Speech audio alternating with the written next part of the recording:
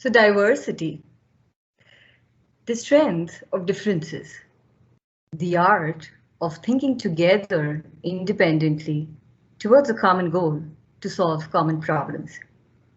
It's almost like a fabric coming together with a variety of threads. And just like a variety of threads make the fabric richer, diverse thoughts make a team only stronger. I'm Jayada, and it's a pleasure for me to host you all today on a topic and have a conversation for the topic which is very close to my heart. Before we jump into the conversation, I'm going to have some announcements for all our attendees to make sure that you have the best of experience here. I'm going to request everybody who's not a panelist to please be on mute throughout the forum. I'm also going to request only the panelists to have the cameras on. This would help everybody to have the best experience. Of course, we are hoping this is going to be an interactive panel. So for any questions anybody would want to ask any of our panelists, please do put them in the chat box. We would be glad to have as many questions as anybody would want to address. We do have a dedicated Q&A section at the end of the forum. But if you have a question anytime in between, please feel free to use the chat box, and we promise to try and take up as many questions as time permits. Another piece, like we saw right in the beginning, we are facing some technical issues today. We have done our best to make sure that the experience is really good for everybody, but just in case we do find any more technical glitches, I will have my colleagues take it over, and I would request the audience to please be a little patient while we sort them out. So, with that out of the way, we are all here to celebrate the potential of women in mobility while we have International Women's Day very close. I think it's great to have International Women's Day dedicated to celebrate women all over the world. But just the fact that we are still at a stage where we need to dedicate one day in the whole year to be celebrated as Women's Day shows us that we have a long way to go to reach the goal of balance that diversity demands. However, every step counts. And while we are in complete cognizance of the fact that we have a long way to go, that every small first step is going to go a long way. So welcome everybody to our first step that we have taken right here. Now, diversity. While diversity is a fact, inclusion is an act. And if we are all going to come together on a common platform to enable transformational change, be it a transformational change that companies need to work on, be it individuals need to contribute to, or be it we as a society who need to collectively collaborate and work through to reach that goal of diversity, we should not be taking efforts in silos. It is imperative to include not just the women that we work with and we are involved with, but also our men team members. We need to collaborate and cohesively come together to reach that goal. So I am going to say a big thank you to all the men that I see in our audience today who've taken the time out. Even if this is a panel, Women of Today for the Women of Tomorrow, we are very glad to have our men colleagues join in as well. And on that note, I'm going to invite Rajiv Nath. He is the head of KPIT USA and an executive board member. I would request Rajiv to please come and welcome our panelists. Rajiv, over to you, please. Thank you. Can you hear me? Yeah. Yes. Thanks, everybody. Thank you very much. Without taking up too much time, I would like to give my thanks to everybody that has joined the forum today, and special thank you to all the panelists here that have joined us, taking time out of their busy schedule. So thank you very much. A couple of things I just wanted to mention that Jayada already mentioned or alluded to. I think these forums are very important because when you look at, even when you look at the US, lately we have seen the number of women in STEM areas actually going down, right? For some reason, research has shown that fewer females are in the engineering domains in our universities and colleges. So forums like this, I think, create an environment which can facilitate reversing that trend. Closer to home, I think at KPIT, or at KPIT, at the junior levels, when you look at the new people, new engineers joining the company, we are almost a 50-50 ratio. In fact, we are a 50-50 ratio, and I think last year the number of women joining the company at the engineering level was slightly higher than males joining the company. So, however, when you go up in seniority, and I'm talking in seniority by number of years working at the company, the ratio is not the same, right? So we need to, I'm hoping that we learn from this, and these are the forums that facilitate reversing that trend and also create an environment to make that to encourage more women to stay in the area and to reversing that trend. And just a personal thank you to all the people that have joined this forum. And I think we are always looking for mentors. And one of the forum members here actually has been a role model for me.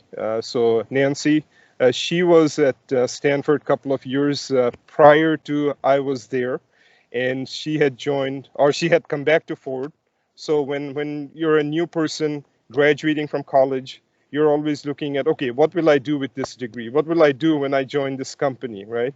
So I saw that Nancy was doing things at Ford that interested me. So I'm like, okay, this makes sense. I can join also and do similar things. So there's always, so thank you, Nancy. She didn't know this, that she's a role model, but so I'm looking forward to it. So without taking up too much time, let's keep going. Okay. Perfect. Always a pleasure to hear from you, Rajiv. Thank you so much. Nancy, my first question of the day is going to be for you. So, we in the automotive industry, we see a paradigm shift that's going on. So many changes that are happening within the organization, outside of the organization, new technology trends coming up, electrification as a focus coming up, complexity of software in vehicles going up. There is new business models coming up, evolution within the business models that are coming up, innovation within the business models that are coming up, and just a simple car that started off by being convenience of commute is probably turning into a commodity of the future. There is so much happening. Where do you see our industry going over the next 5 years? And what do you think our women should do to stay aligned to that movement? Wow. Well, thank you. First of all, thank you so much for the opportunity to participate. And I'm happy to share some thoughts, but I just say there's some thoughts, and I think it's really the collective ideas of all that are going to really continue to propel us forward as an industry, but also as individuals. So I really appreciate the opportunity to be one of many here, one of many voices. It's a great question. Transportation is absolutely going through a disruption, major disruption. And as we move forward, whether it's climate change, whether it's regulatory, whether it is people's demands for different features and functions, transportation and the ability to move people, goods, services is not going to go away, but how it gets done and by which technologies it is done are certainly evolving and evolving rapidly. So, I think what we do see is a combined effort, and having been in the industry now 35, 40 years, in 2010, I could have told you there was a lot of hype about electrification. A lot of experimentation, but the infrastructure wasn't ready. The consumers were not ready. The technology was not affordable and ready. And today we see a lot of hype about full autonomous drive. I will say the consumers are not ready. The technology is not ready. But today, the technology, the consumers, the infrastructure, the momentum for electrification is certainly moving forward. So in the next 5 years, which is a pretty short time frame if you think about it, because average vehicle development times are 3 to 5 years for brand new vehicles and platforms. So we're really talking about 1.5 generation of a product rollover. And we're going to see a massive amount of movement and new launches with electrified vehicles, primarily full battery electric, but still plug-in hybrids, but more vehicles plugging into the grid than not. You're going to see greater and greater levels of vehicle connectivity and connected car, consumer, and company. We're going to see much more, not full autonomous drive. I think what we will see is a lot more of the extension of that assisted drive, and that getting us ready, because full autonomy is going to take time, but that assistance really reaching beyond the cockpit to the vehicles around and doing different things. You're going to see that continue to move out, and with that, then consumer acceptance of that is going to move out. Remember, we're still going to have a very large portion of the vehicles on the road that are of older technology. It takes many, many years to change over the fleet. So new technology comes in, old technology goes out. Ooh, it still all has to work together. Safety as paramount in the industry is not going to go away. That is going to continue and become more and more difficult to do. So I think one of the things, if we look at all of this, that's the vehicle. Oh, by the way, the marketing and sales model is being totally disrupted.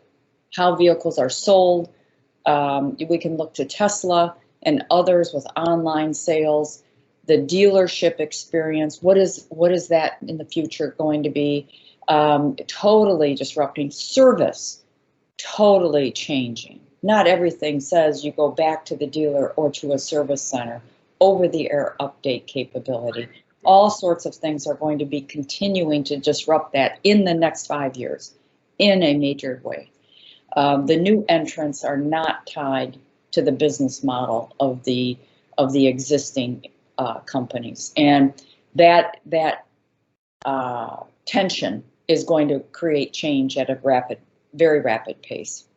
So we see that changing. So vehicles are going to be a software platform.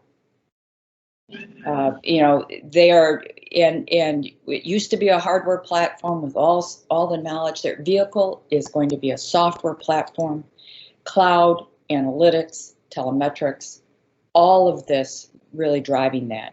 Today, vehicles on average have 60 plus computers. In the future, it will be 10 or less.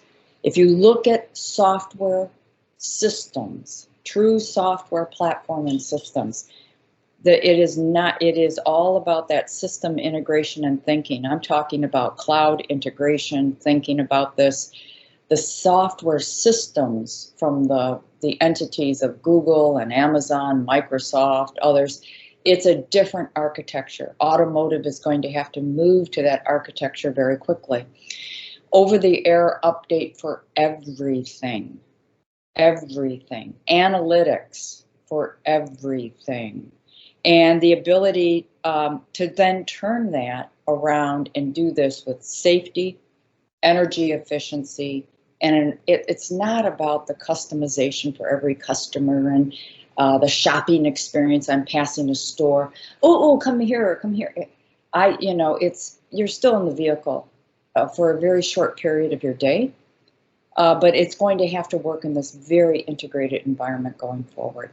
And I think when I think about all of that, disruption at every level, the marketing, the sales, the purchasing, there's going to be supply chain changes, right? We've seen disruption in supply chain around the world as a result of COVID. also as a result of regional preferences and trade barriers and things. You know, we have a severe crisis right now with semiconductors, right? There are going to be reactions to that. So with all of that, communication, team building, technical depth, whatever your technology is, if you're finance, you better, you know, the new financial methods and models, or is it research and engineering, moving from mechanical to more chemical to more software, analytical tools, understanding how to use those tools and analyze and see not only deductive but inductive solutions. These are the skills that I would say people have to, and women in particular, get ahead of, dive into that. Underlying all of this, and I'll stop talking, underlying all of this is relentless curiosity, relentless learning, and if that's your foundation, then you can engage in this new environment. Wonderful, Nancy. Thank you so much. Kathy, what would you like to add to this?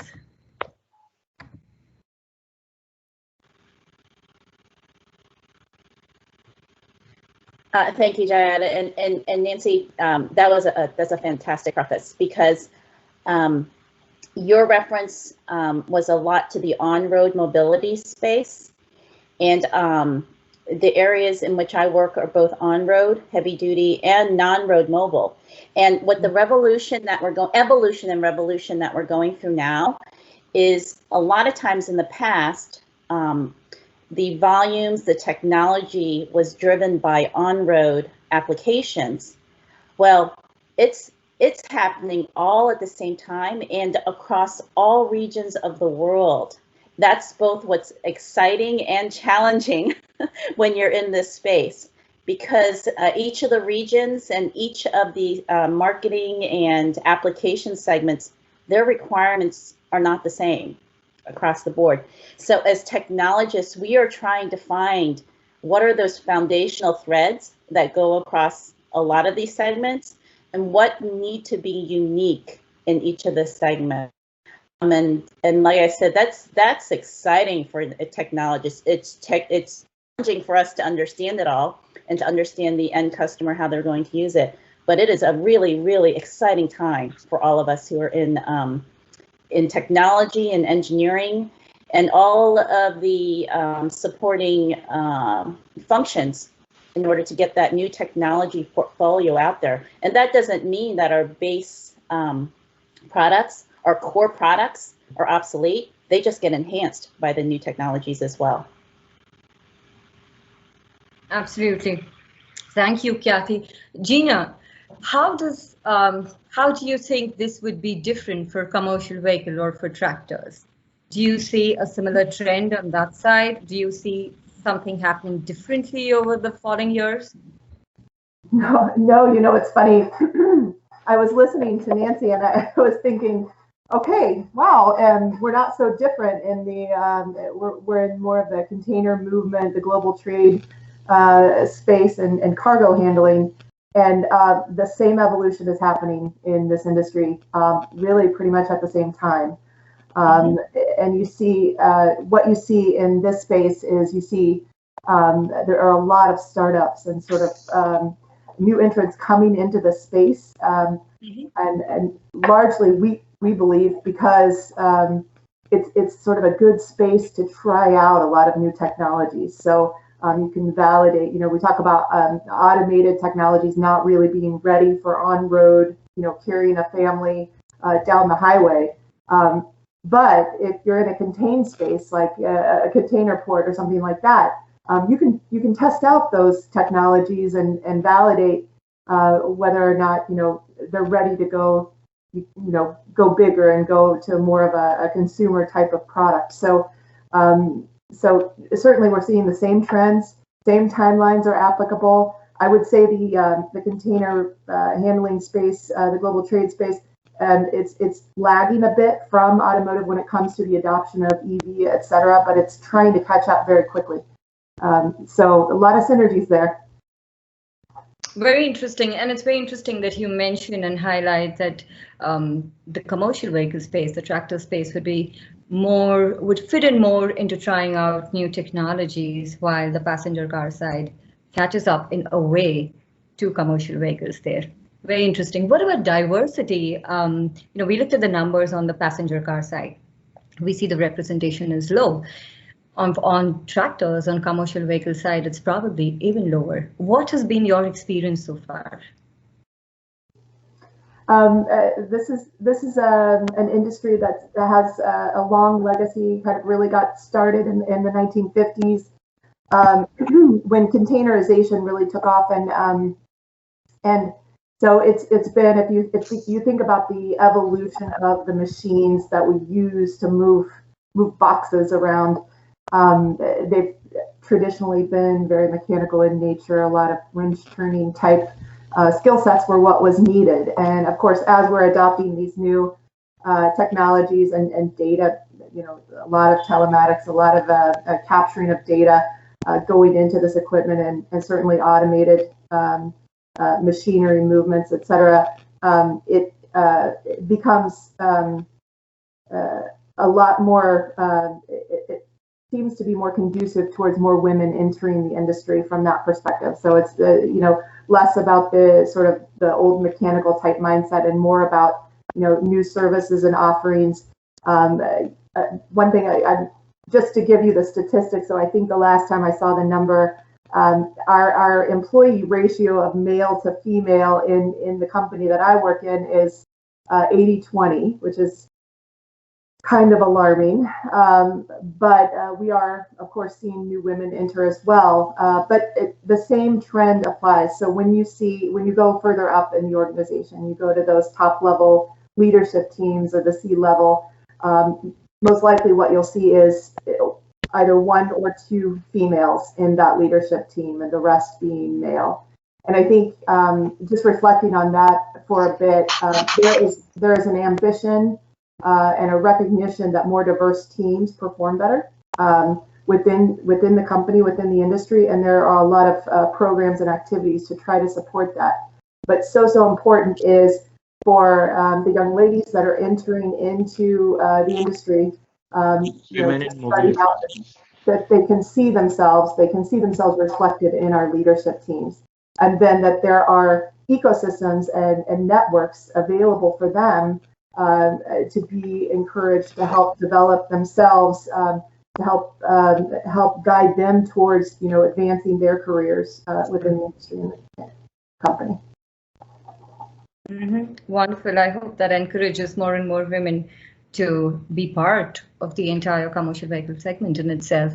Nancy, coming back to what you said, one piece that we wanted to bring out is the role that innovation is actually playing today, when you said that women just need to get into it and get onto it. What is that one thing you believe that women should do to increase the innovation quotient within themselves, and what can companies do to also encourage more innovation across geographies? Yeah, no, thanks. Great question. I think, first of all, I always kind of, innovation quotient, what does that mean? And it's really a measure of one's capacity to generate, champion, and then successfully execute on innovative solutions. So think about that. You have to generate ideas, you then have to champion them, and then you have to successfully execute. So, when I think about how any one of us and all of us need to look at this, you have to have that curiosity. You have to have, seek to understand before you seek to be understood. You have to really understand the problems and the system around it, and then gather the people around and say, what do we think about this? How could we attack this? How can we make it better? It's then, that's that generation phase. And then championing is, to champion something doesn't just mean you grab the flag and you say, I am right. Nah, champion means you start to build a coalition of understanding. You challenge the idea, you make it better. And you just keep saying, oh, well, if that's true, what would we do differently? And how can we, and then you gain consensus around something, then you have to execute it. Execution is all about relentless, disciplined approach, getting people together, doing things across. In a component, you can do it almost entirely yourself. Most of us work, however, in an environment where we have to have many people participate to actually deliver quality execution, right? So we have to do our part, but it also says you have transparency, you communicate, and you keep track of things. If you have issues, you share those so that you can get the collective working on it, and then you deliver to a schedule. And that is hard work, but so you have to have an operating system. Execution is about an operating system that gets the folks engaged, has good understanding of the challenges and issues, and then you celebrate. You love everybody up, you want their contribution, you all hold each other accountable on delivery, and then you deliver. So, it's not, I look at innovation as it's like anything in life, whether it's in your families, it's in your communities, or it's work.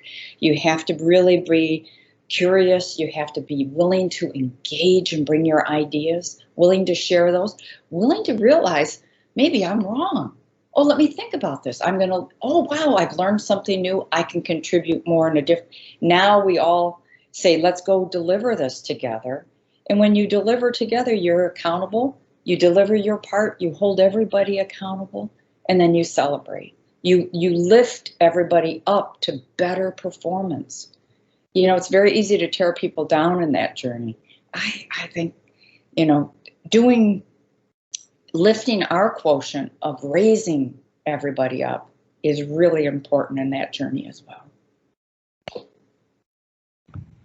Thank you, Nancy. So, clearly, it's a mix of driving factors, right? There's curiosity, there's the urge to learn, there is being collaborative. It all somewhere within our industry starts with how many girls choose to get into STEM as a source. So Ankur, coming to you, we looked at the STEM numbers and we see that they are declining clearly. In the US as well as in other parts of the world. If you look at it not on an individual level and not just on a company level, but on a society level, what could be the driving factors behind these declining STEM numbers, girls choosing to pick STEM, these numbers. And I personally feel somewhere upbringing of little girls and little boys influences it. Adds to it in certain ways. To give a little example, I remember when I was 10 years old and my father got me a gift and he gave me this fighter plane jet. When he was traveling and he was back, it could have been a doll, a pink doll wrapped in pink paper, and nothing against the dolls or the pink paper, but when I look back, I feel just the fact that it was handed over and he said nothing while handing it over to me. But somewhere the message that you could very well be someone who breaks the stereotypes, that kind of messaging that stays with little girls and little boys and why we bring them up. What do you think about it? Do you think these influences, these little things make a big difference? Any particular incident that influenced you to be in the field that you are? Yeah, I think there are many parts to that question, and let me focus a little bit on the childhood aspect and early on. And in that context, maybe share a little bit about my childhood. I am from a very, very, very small village in India. That's where I was born. It's literally not on the map. You cannot Google it because we don't know how to spell the name of it. It's never been printed. You only have to speak it, and then the people will point to which direction to go. The village did not have indoor plumbing. We didn't have schools. There was no electricity. And one of my favorite means of transportation, because that was the only means of transportation, was bullock carts. I loved riding in those bullock carts, and talk about sustainable driverless technology, right? Going back to it. So starting from that, and I'm now leading teams that make electric cars. I make my team makes batteries at General Motors. I lead the teams there. I've worked in the whole software and control space doing the driverless cars. I feel tremendously blessed and privileged to have made this journey, and I've thought a lot about what brought me here. And it wasn't a sudden leap. It wasn't a big aha moment. It was a lot of little steps. It was a lot of little steps that brought me here. And I think, and there had many detours too. I did not work in the automotive industry throughout. I've worked in other industries. I've worked in aerospace, in heavy machinery, in those tractors in construction vehicles, and now I'm back into automotive. So there were many steps in there, and I'm going to get to describing some of the steps, but I want to go back to the childhood and maybe highlight one more element, which I've now realized has been a pretty significant one. So those of you from Indian background would know that Ankur is not a female name. It's a male name. So those of you in the West would imagine me as Andrew, right?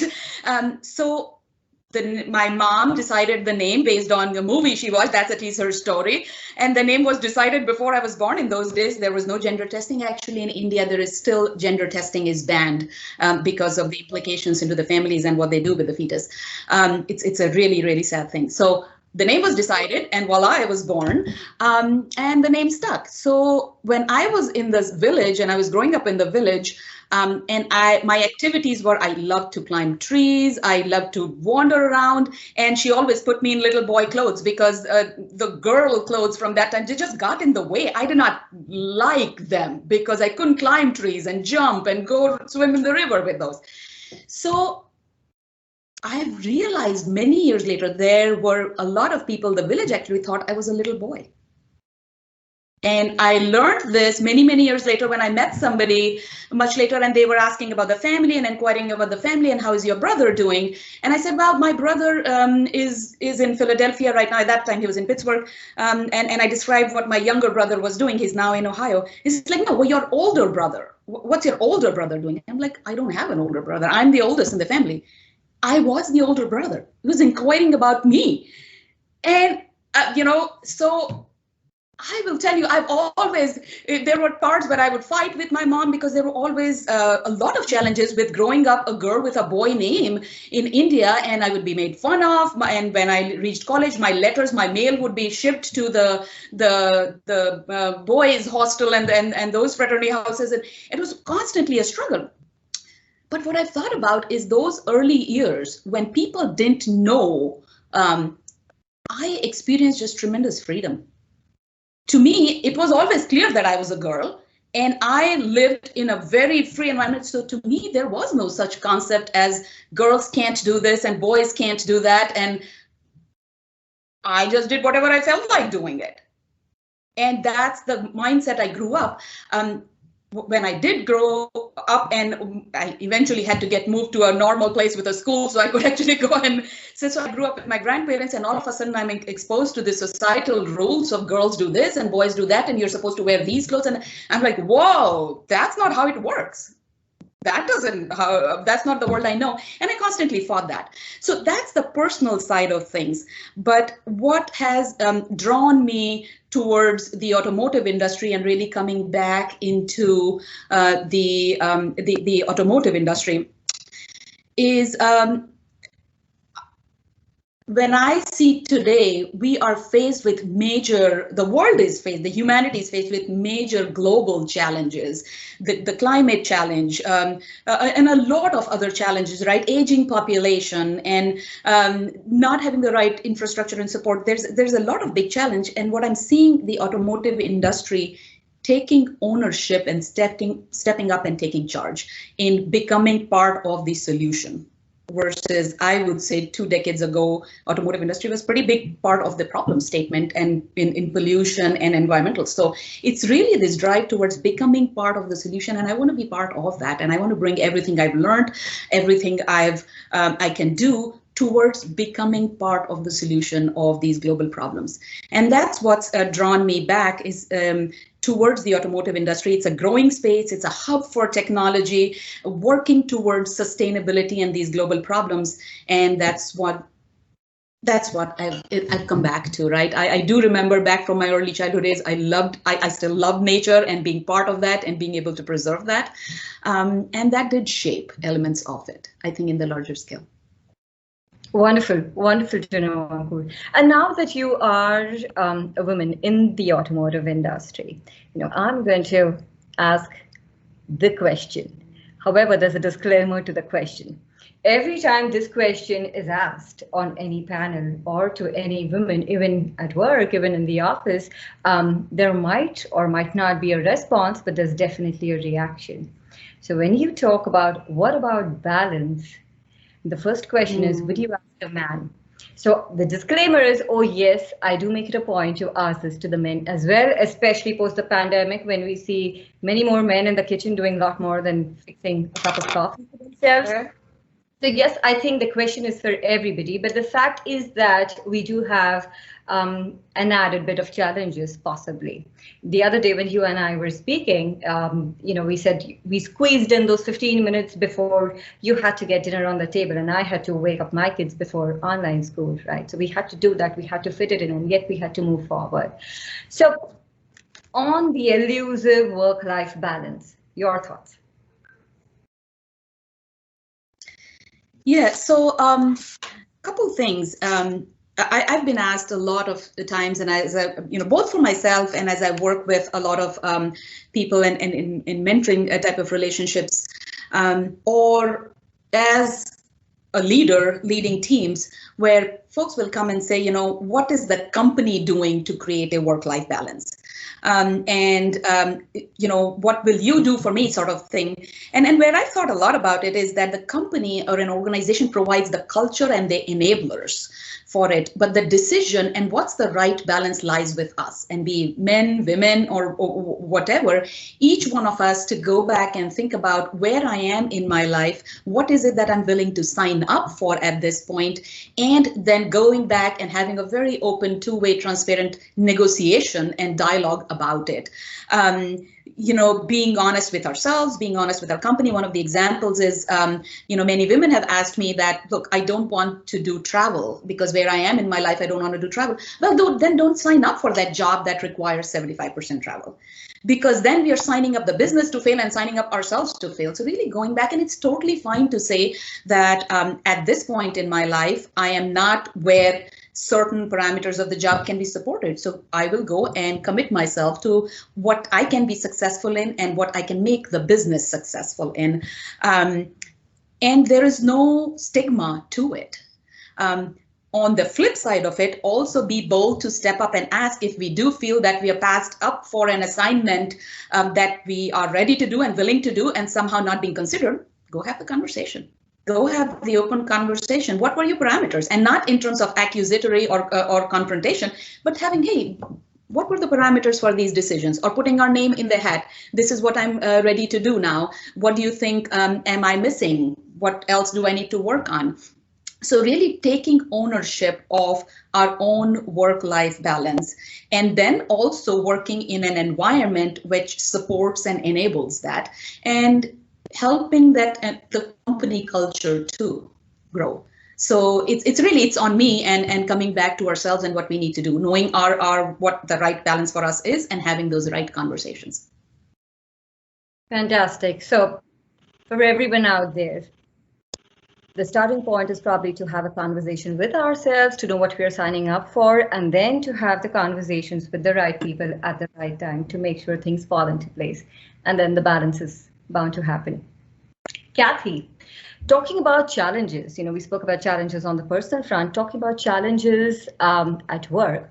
What would be that one major challenge you faced as women in this space?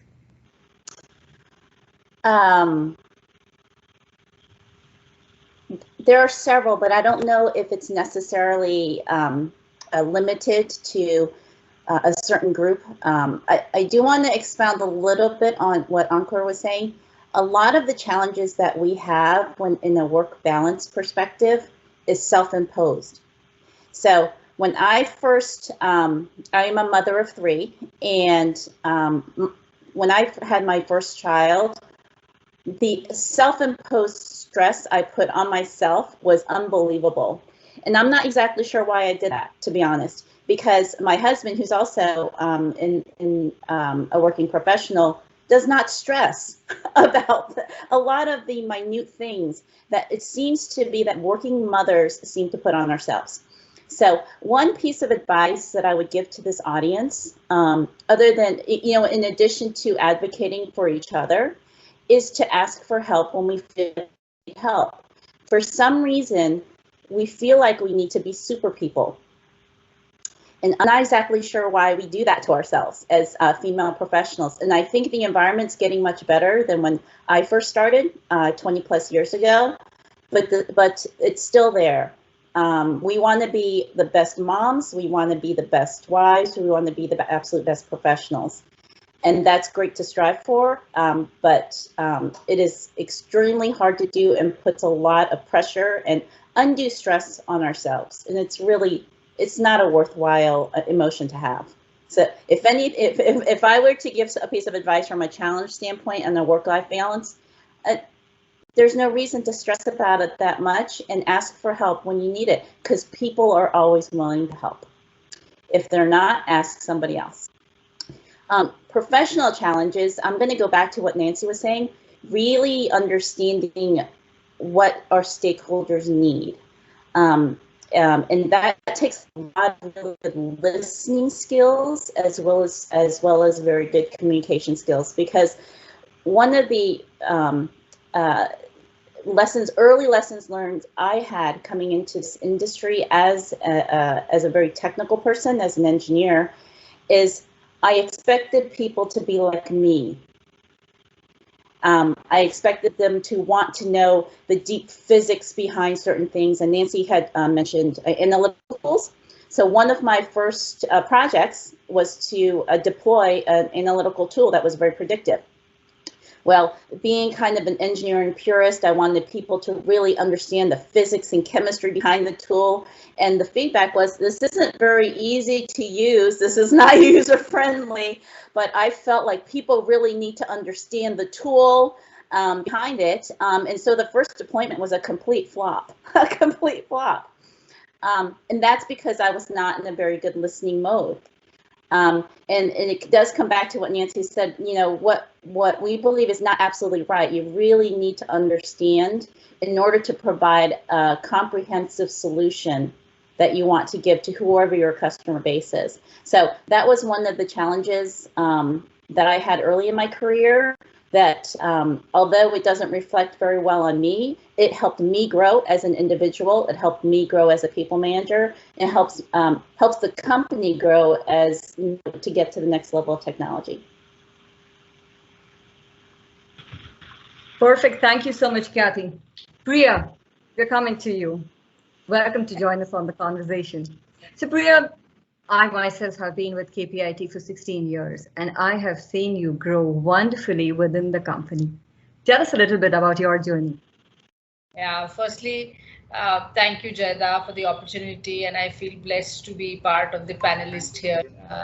Incredibly inspiring journey, all of us had here. Great one here. So, as you said, I have joined KPIT almost a decade back. I've joined and then I have grown, and in terms of scale and breadth along with the company.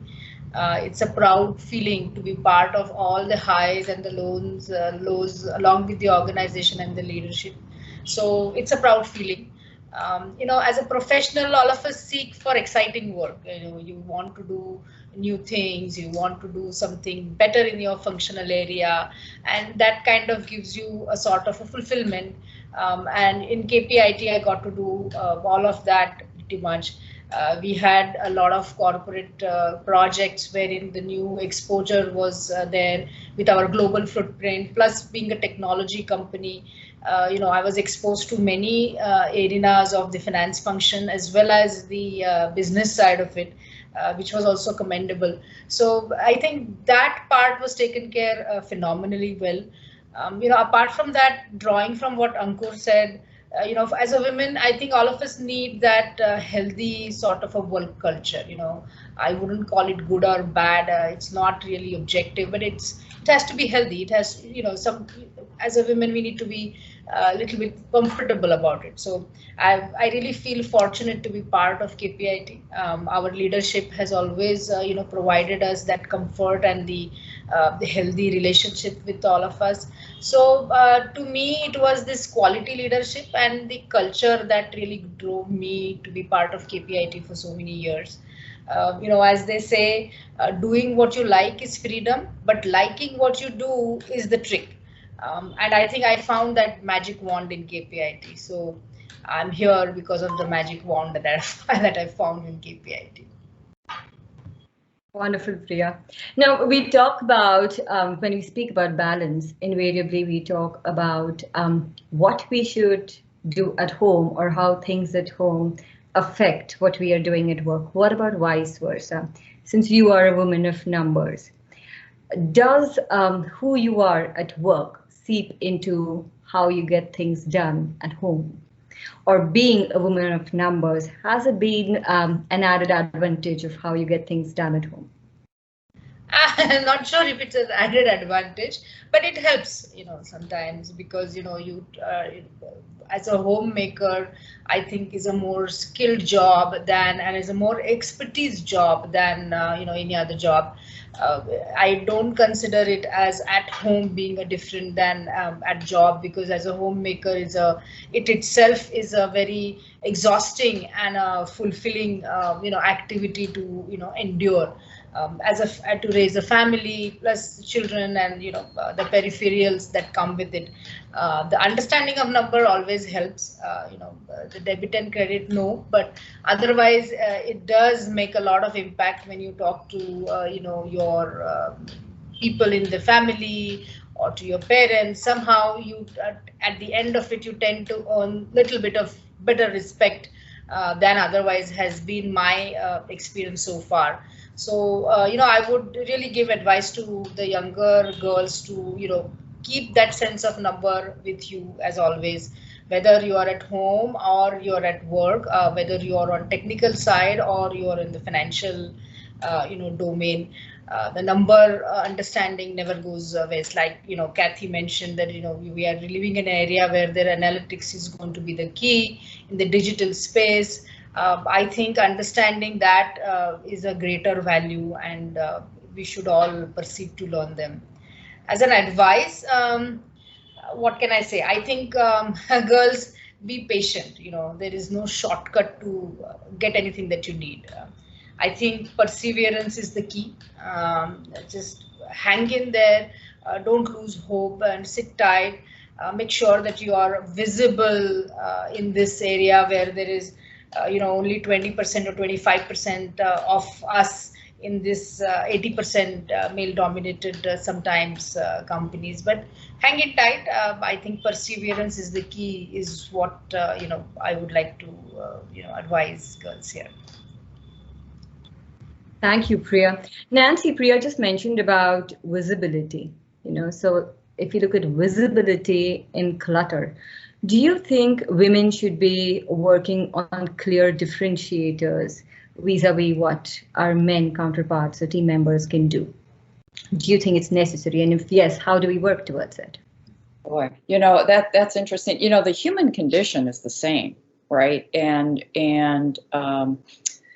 visibility and doing something different. I loved what you said earlier. Diversity is a fact, inclusion is an act. And another way I've always heard about diversity and inclusion is diversity is being asked to the party. Inclusion is being asked to dance.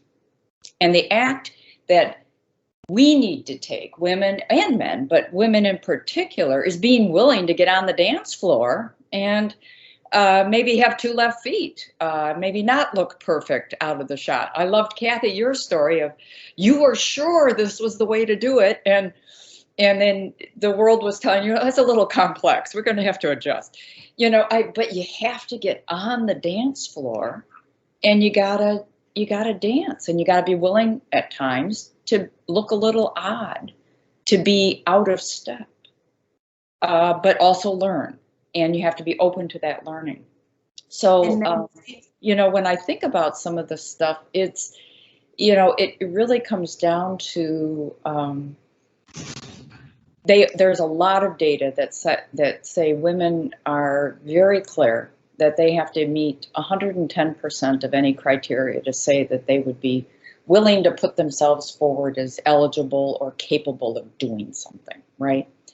Well, you know, let's just stop. Let's just stop. If I can do half of it with great competence, and I come at that with a learning, curious, driven view that I'm going to work really hard and learn and then go, you got it. You've got it. You've got as much as anybody else, and you have a right to be there. But then you have to follow through. You have to learn. You have to get better and better, and share that knowledge with others. Share that knowledge with others, and you know, be humble about it. But but being humble doesn't mean being unwilling to engage. You have to engage, and I think that's, you know, I love the story of Anka, because your name said, I didn't even realize I couldn't engage, right? I mean, that, of course. And I think that's the stress we put on ourselves, that we have preconceived boxes we live in. Well, set the box aside, be uncomfortable, be humble, but engage. And I think those are, you know, for women, sometimes that's a little bit harder depending on how you grew up, what your environment is, and what we self-impose as to what we want others to think or believe, or what we think they believe.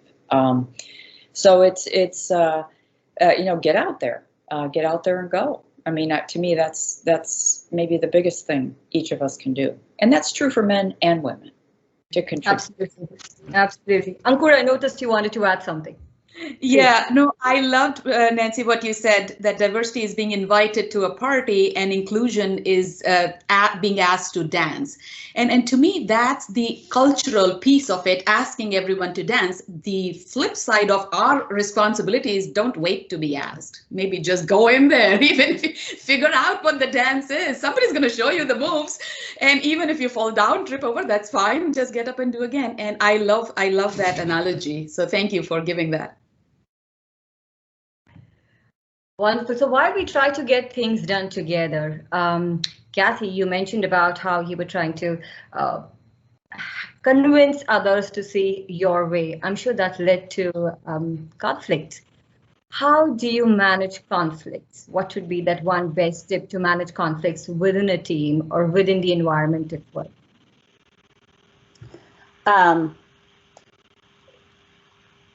The first step is to acknowledge that there is conflict on the table. A lot of times we, depending on the personality, because everyone's different, we try to avoid it. So the first is kind of as a team or as a group to admit there is conflict, and let's talk about it openly. So that first recognition is very important. And then secondly, go in with a mindset that it's not conflict solely to have conflict. Everyone is trying to get to the next level of objective, and it's well intentioned. Everyone's perspective is well intentioned. Once you get over so those two hurdles, getting to a resolution is. It may not be fast, it may not be easy, but you've gotten up over the first couple of hurdles, because all of us, we have to have a certain philosophy around when you get reasonable people in the same room, you will come to a reasonable resolution.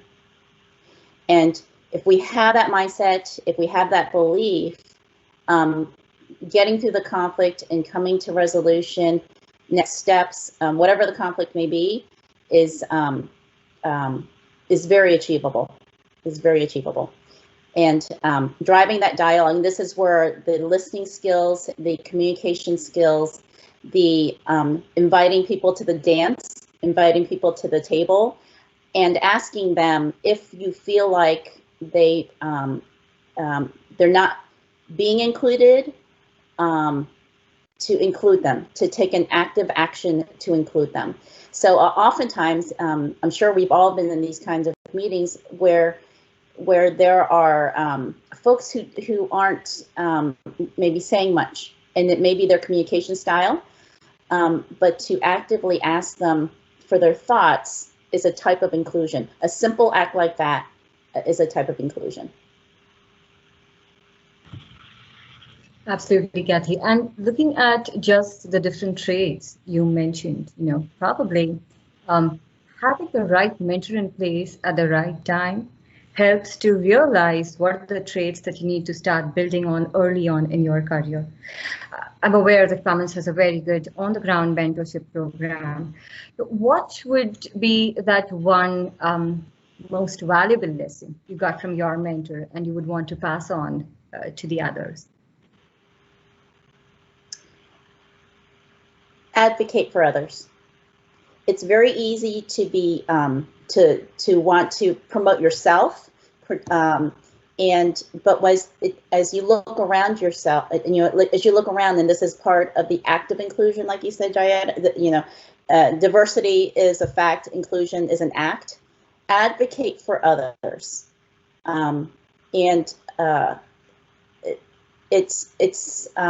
sometimes you feel like you're putting your head out there or your neck out there as a risk, but that's okay.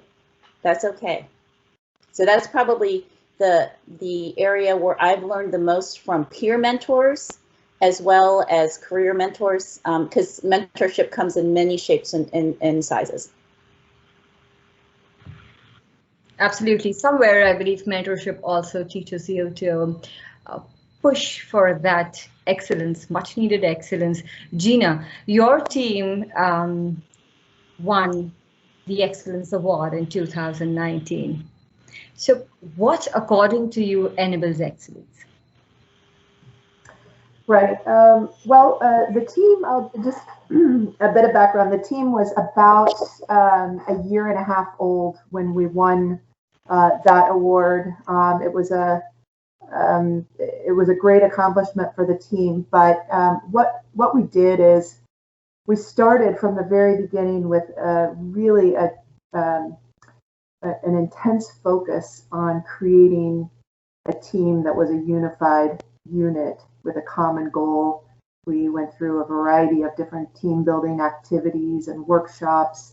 We went through Lencioni exercises together. Everyone read the book, and we did some of those exercises. And then really, once we got that cohesion, and really in my leadership team, we have different functional leaders in the team coming from all different functions. And it was so important for us to unify on, their primary objective and their primary goal was to deliver the best possible outcome for our business, regardless of their functional need or requirement. We called that Team One, and unifying Team One. The team that they had and their direct reports were their Team Two. So it gave clarity there about where their first obligation should lie.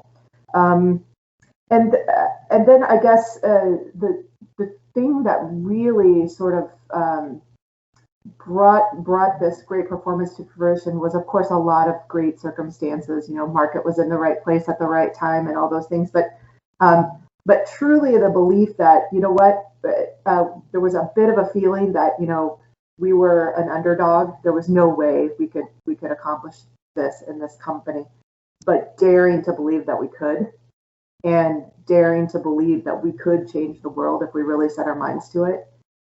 That's sort of the driving force behind the accomplishment. So, but it certainly took a very cohesive team and teamwork to do that.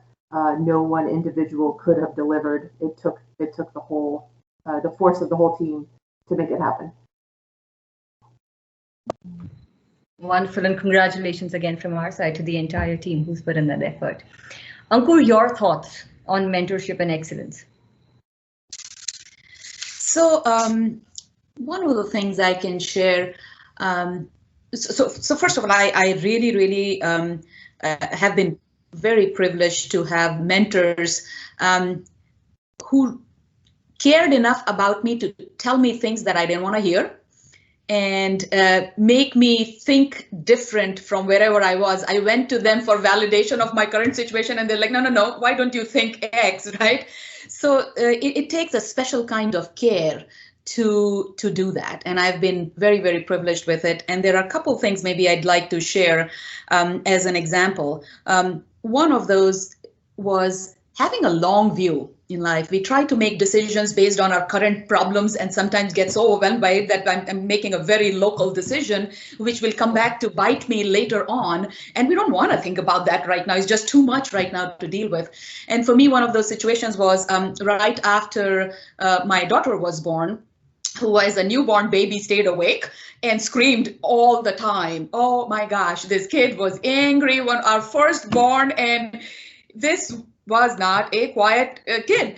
And I was just so sleep deprived. At the same time, at work, I had taken on one of these really big assignments of being the technical leader for a merger and acquisition. So the technology integration aspect of it. And there was lots of challenges, as you can imagine, and a baby at home, and I have no sleep. So when I went and talked to my mentor, and she's always been a great support for me, now in a very senior position in a very reputable company. And I went and talked to her, and I'm like, look, I have this idea. And I thought it was the most original idea somebody had come up with. And my idea was to take a 2-year break from work. I just wanted to sleep. All I could think was, I was obsessed with being able to sleep. That's all I could think of. And if in 2 years she'll be just big enough that, things will be stable, and then I'll come back and I'll have this discussion. So my mentor, she thought about it and she sat with it. She did not, try to give me a local advice. She's like, okay, think 5 years down the lane and 10 years down the line. Can you imagine yourself to not be working at some point at all? Not right now because you want to go take a nap, but can you imagine yourself not working? And I thought about it, and no, that was not even a possibility. I'm like, no, that I will be working. It's just right now I can't be working. I need to go sleep. And then she said, can you imagine yourself not having the career you want? I'm like, no, because I always want to do things and I work towards them. Then she went back and she says, okay, so you're going to have to, so let me break a news for you. It's actually not going to get any easier. But you, if you keep working at it, will find ways to cope and build your support structure, and you'll become stronger. So if the goal is that I'm going to go away and come back when things are easier, they're not going to become easier. And she shared her example. I mean, at that point, she was vice president of a whole business. And she's like, I go home and my kids are screaming and somebody can't find their socks in the laundry. And, and there's like, there's no food in the fridge and I have to switch my hats and do that. So just know that it's not going to become easier. It will become, if you work at it, how do you cope with it? How do you bring the support structure? So if it's a really local thing, and we've had, right, where with my second child, he had some health issues. Now that was a very localized thing and I just had to go take care of it and do whatever. But other situation was, I had to think long term. And if I always ran away from a challenge and my approach was that, I would always be running away from challenges and the challenges were not coming back. And that was a tough conversation to have that I didn't want to have at that point, but she made me think about it. And at that time, I decided for that particular situation that I was going to push through. Now, that's not the right answer for all situations and everybody, right? Everybody's situation is different. But she forced me in a very caring and supportive environment to have the long view and have the conversation that I didn't want to have. And I think we are privileged and we are fortunate if we have those people in our lives.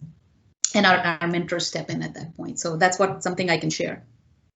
Oh, absolutely. And so wonderful to hear, and can completely relate to the part where you have baby screaming at home and challenges at work. Like they say, just about the first 12 hours after kids wake up are tough. And then it all settles down for the next 6 hours. But amongst all those challenges, Ankur, what keeps you going? what makes you wake up on a Monday morning and makes you say, I got to do it, other than coffee? Yeah, yes, that's good. You took the best thing out. No, well, doing cool stuff and growing in the process. I think the second part I've realized more lately is very, very important for me. So setting goals bigger than me and becoming part of something bigger than me and seeing that what I do makes a difference. That's, I think, part one of it. Really getting that engaged, right? Getting going. I have recently realized that there is a part B of it. And this realization actually came to me recently through a series of some fortunate, some unfortunate events. I actually signed up for a goal that I would never thought was possible for me, or even in the books for me. I went to Nepal and I hiked for 2 weeks in the Himalayas. I went to Annapurna base camp for those hikers on the call. And never something I imagined I would do. I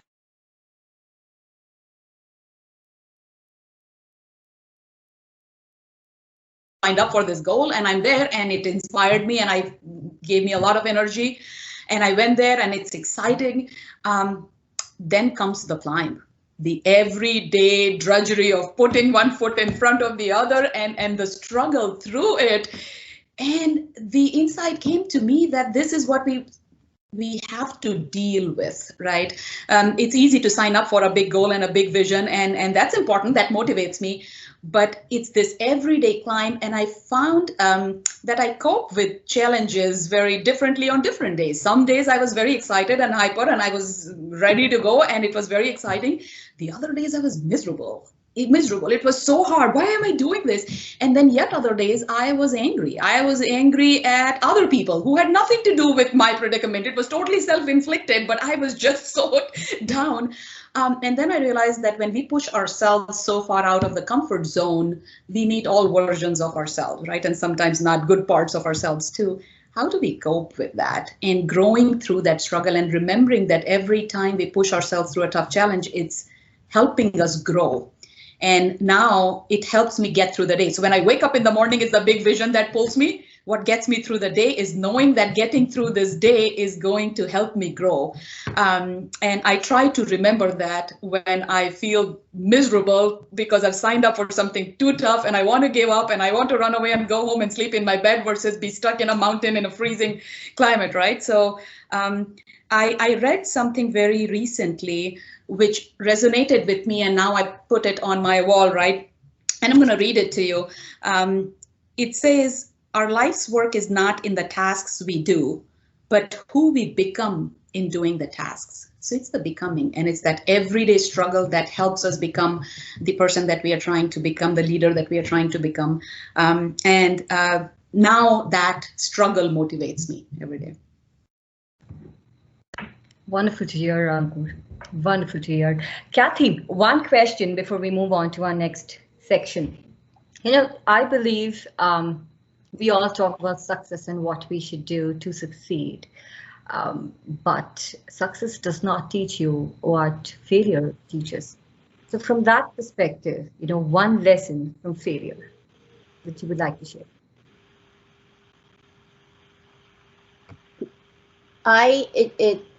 Early in my career,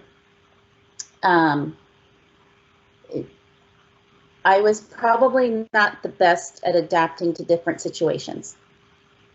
And so, and what that comes down to is, and by the way, for the audience, there's nothing wrong with failure. You cannot succeed without failure. You learn from failure. If you're succeeding all the time, either you're not taking enough risk, or you're not learning, or you don't realize you had a failure, you're not learning from it. So there's absolutely nothing wrong with failure. The key is to learn from it. And when coming into an industry where it is quite frankly a male-dominated industry, and the pipeline for women and other underrepresented minorities in this field, particularly STEM or engineering related fields, it's difficult to do. So I came in with a very strong personality, and I didn't adapt my style, whether it's a leadership style or a communication style, to different situations. And that is probably the biggest lesson I learned, and now I would say one of the biggest assets I have is situational leadership. But I probably would not have realized that without failures early in my career. And I will continue to have failures moving forward. As long as we learn from those, it'll make us better, it'll make our team better, and hopefully it makes this industry better. Very important lessons there, Kathy. Thank you so much. I think there is so much to learn from failure, and like you said, probably if you're not failing, we're not taking enough risks. With that, ladies, we are going to come to the next section of our forum. This is going to be a little bit of a fun. While we gave you questions to answer, this is what we call our rapid fire round. So just a little fun element where I say a phrase or I say a word and you complete it with whatever you would like to. Are we ready? Okay, Gina, complete my sentence. I am where I am because. Because of encouragement. Conflict.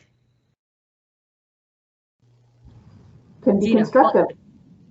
Constructive. Thank you. Third one for you, Gina. Speed limit. Safety first.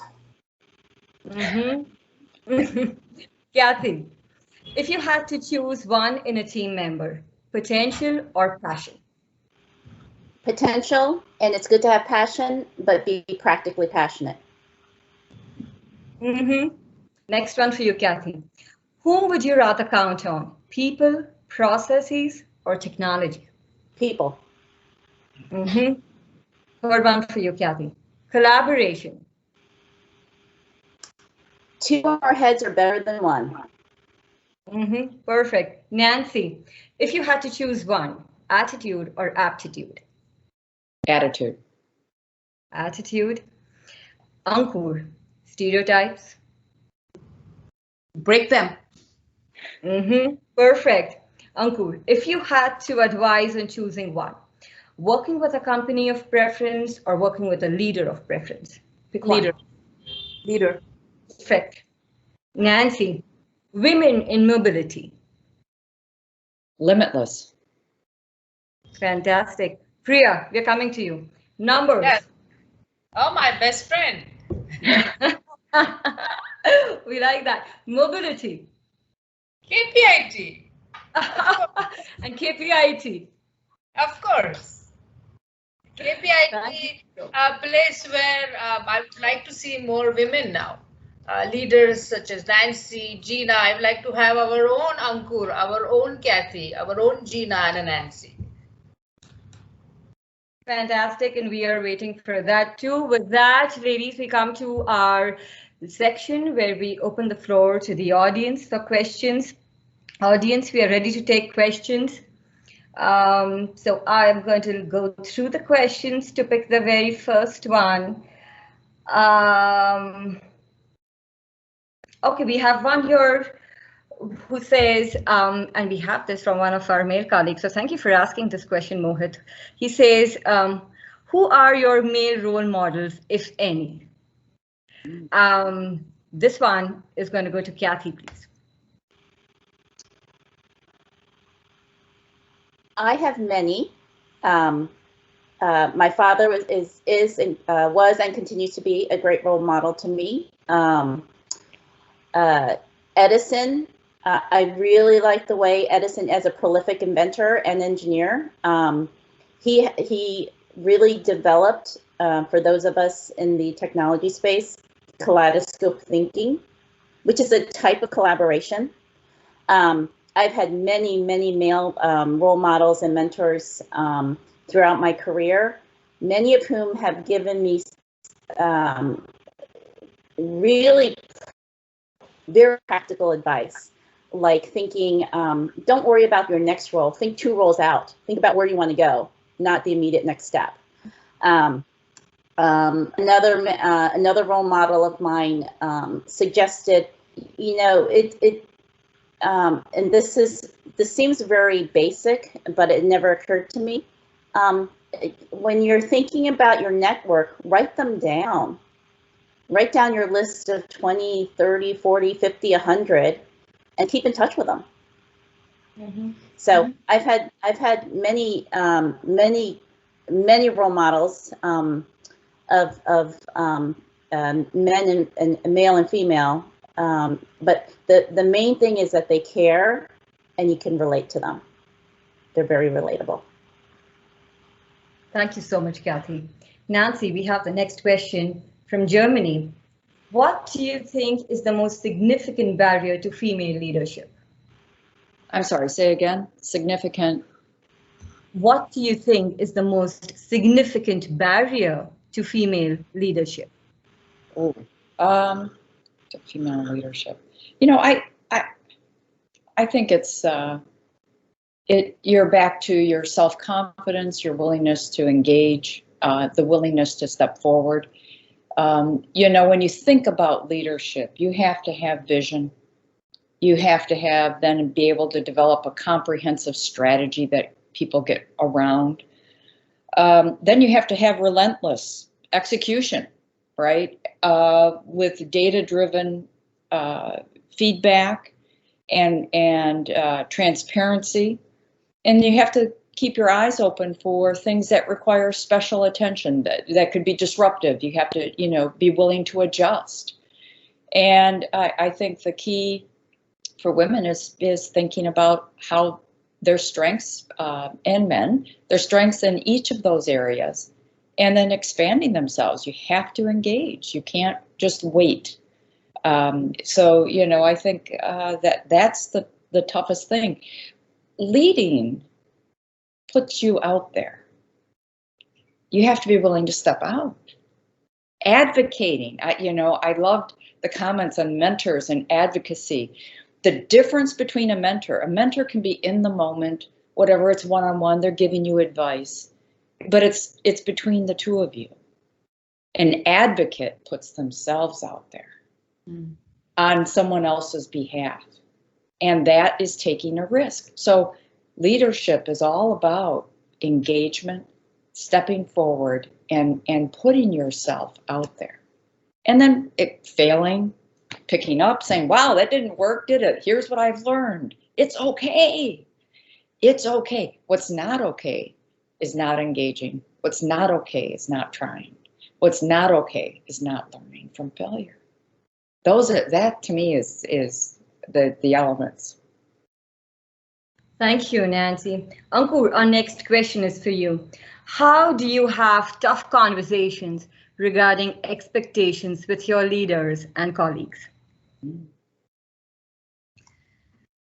So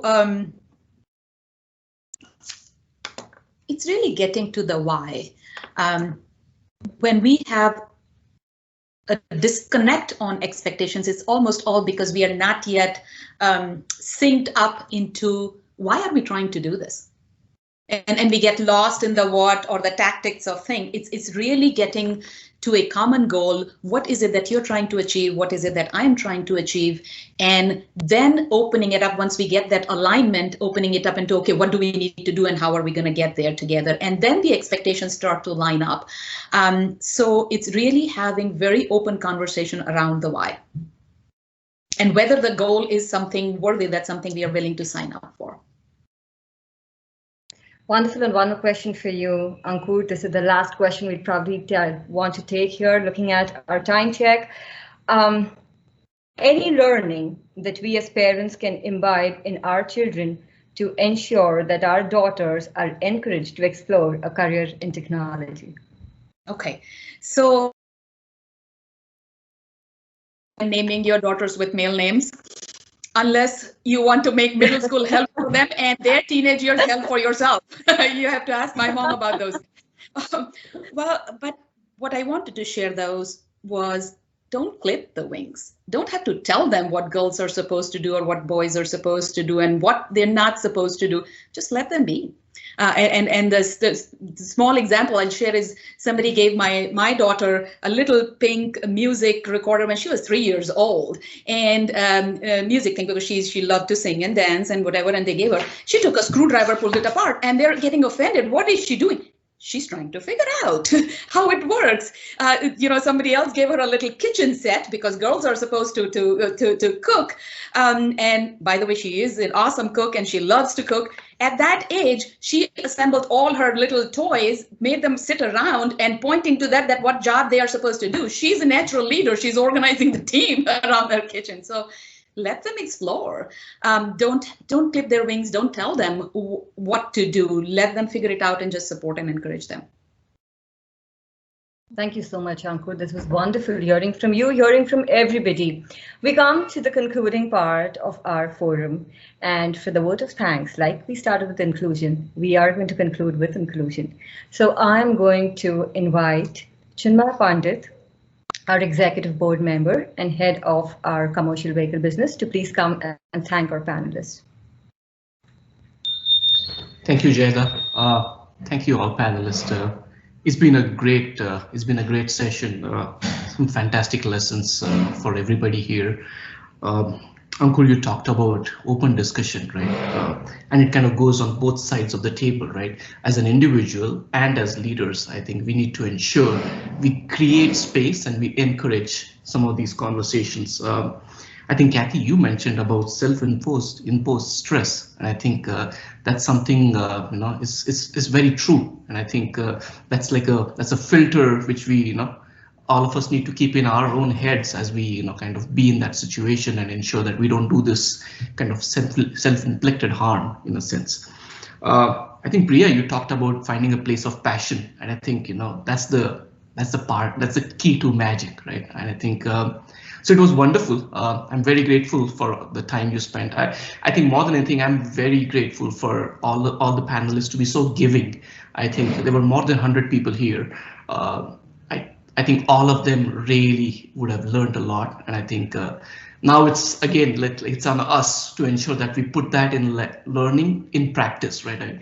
Kathy, you talked about executing it successfully, right? Sorry, Nancy, you talked about executing it successfully. So I think that's the stage we have to get into. But for the session, for the time you all gave, for the kindness of sharing all of this, I'm very grateful. Thank you very much. Really appreciate you doing this. Back to you, Jayada.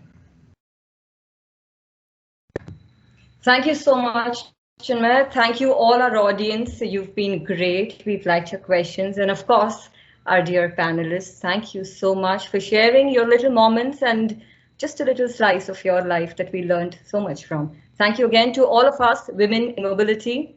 Stay safe. Let's stay driven. Thank you. Thank you. Thank you. Thank you. Have a good day ahead. Bye-bye. Thank you. Thank you, everyone.